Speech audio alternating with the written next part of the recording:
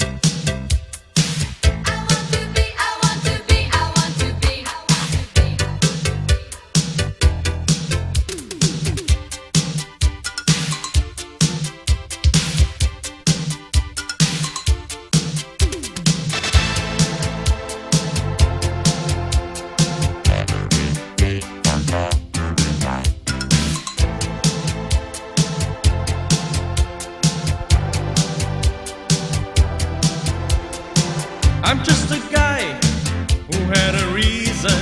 I feel alright, it gives me the right.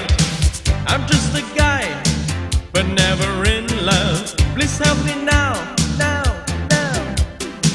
Thân tôi bơ vơ, một mình lòng hững hờ. Mắt cứ nhắm mãi, ánh sáng như lu mờ. Thân tôi cô đơn, mà chẳng hề muốn gì. Có muốn khóc nước, mắt cũng chẳng còn.